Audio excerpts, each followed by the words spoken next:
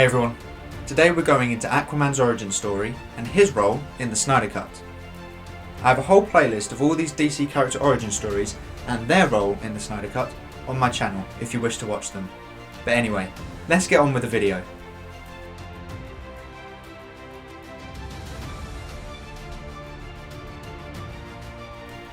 The son of a lighthouse keeper and an Atlantean queen, Arthur Curry is the bridge between the surface world and the sea.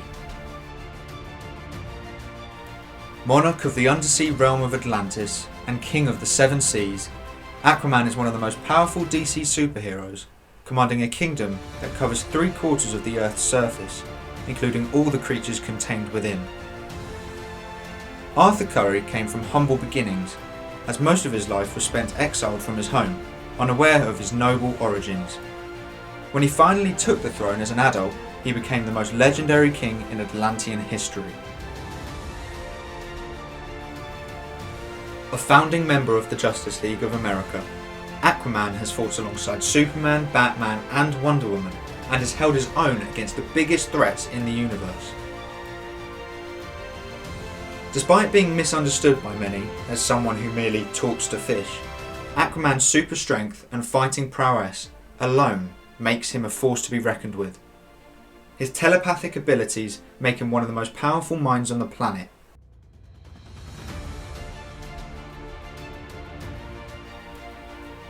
So unfortunately, just like the rest of the League, Aquaman's story was mainly cut out from Justice League. When watching the trailers back in 2017, I was very excited to see Jason Momoa's performance as Aquaman. However, after leaving the cinema, I had very little attachment to the character, as so much of it had been cut out. So in the theatrical cut, surprise surprise, many of Aquaman's scenes were reshot for comedic purposes or to take it further away from Zack Snyder's vision. For example, in one of the very first trailers, we saw this. There is a stranger who comes to this village from the sea. He comes in the winter when people are hungry and brings fish. He comes on the king tide. That was last night.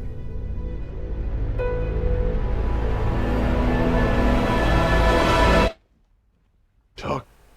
And then in Justice League, we saw the same scene but reshot with different camera angles and added in comedic lines. I believe there is a stranger who comes to this village from the sea. He comes in the winter when the people are hungry. He brings fish. He comes on the king tide. That was last night. No could visum allowed to me of the person. Now this really confuses me, as most of this scene is the exact same dialogue, other than the added comedy. It confuses me because they literally downgraded the scene, with different camera angles, a decrease in the picture quality, and Bruce Wayne looking obviously different. So in the theatrical cut, this is how they hint at the mother boxes, which leads me to assume that Snyder had more to that scene than what we saw, as in one of the Snyder Cut teasers, we saw Diana in a room looking at the mother boxes, with Darkseid behind them. So we know Bruce does not find out about the mother boxes from the reshot Aquaman scene, which begs the question, what really happens in the Aquaman scene, and how does Bruce find out about the mother boxes? So moving on to the next scene, we see Aquaman in the water, but it cuts from green screen to on-set location, which yet again was used for Bruce Wayne to make a joke. So I believe that something more serious does occur in this scene between these two characters right before Arthur leaves. If they boil. Dressed like a bat. You're out of your mind, Bruce Wayne. So since 2017, Zack Snyder has revealed certain frames from his cut of Justice League, many of them including Aquaman. Vulko, who we saw in the Aquaman movie, was supposed to talk to Arthur about how he needs to help the League fight Steppenwolf, and offers him the armour that we do see in Justice League. This bubble was how Zack Snyder saw Atlanteans talking to one another in English, and so when we see them talking outside of the bubbles, we will actually hear them speaking Atlantean.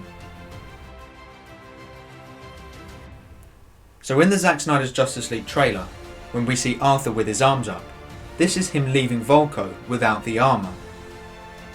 I believe this is when it's up to Mera to persuade him to fight, which would lead us to his next appearance in Gotham Harbour.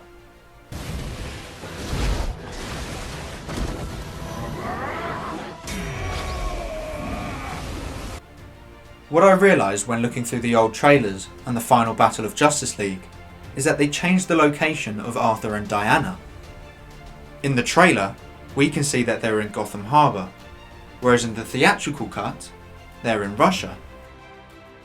Which yet again leads me to assume that the Gotham Harbour fight scene is longer and Aquaman has a larger role in it. I'm not sure who they are looking at and why they are reacting like that, so let me know what you think in the comments below.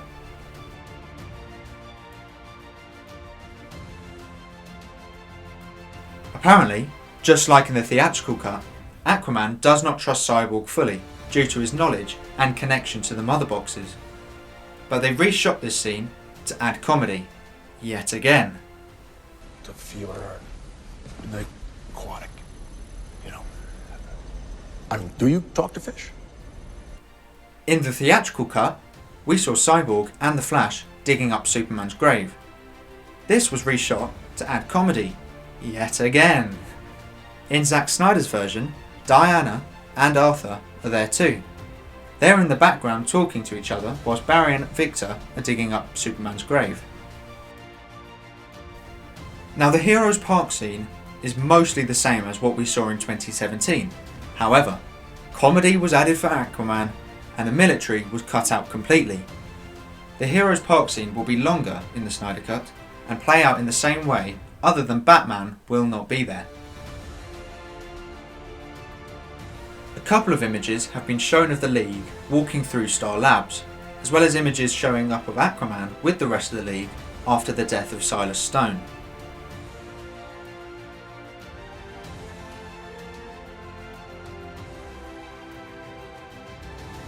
Now the final battle is interesting in terms of Aquaman, as so much of this was cut down and reshot.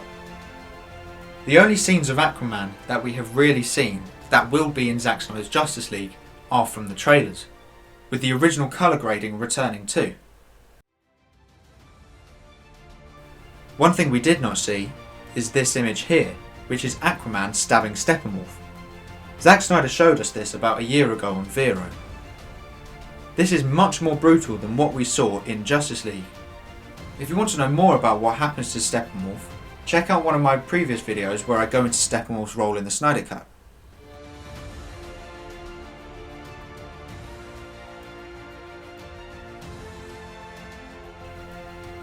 On the press tour for Aquaman, Jason Momoa talked about his ending in the Snyder Cut. Where exactly or when exactly does this take place in the DC universe? I think I'm coming straight from Justice League. Like, are we talking day after, week after? Yeah, because in Zack's cut, we had it where I was with Volko and Mera, and I say that I have to go home, and they say there's this force coming and that I need to help. And I'm like, I'm going home to see my dad, and so I get in the back of a pickup truck and pound a bottle of something, and off he goes, the Wanderer, you know what I mean? So that was kind of like the end of Justice League where I was going. And then you cut to me coming home and run into a submarine and bango. Yeah. And then go see Pops, and I think he's just going to get rooted again. I think he's been gone for so long, it's just him kind of come back to his roots. But you know, the way James flashbacks through the movie, obviously you want to establish what it was like, what he went through as a child, and so. But from the adult version, yeah. I'm coming straight back from the Justice League experience. I really cannot wait for Aquaman's true story in Zack Snyder's Justice League in 2021, as what we saw was very little of him back in 2017. Which character are you most excited to see in the Snyder Cut? Let me know in the comments below. Anyways, that is all for today. I hope you enjoyed. If so, please make sure to like and subscribe and turn on post notifications so you never miss a video. Until then, bye bye.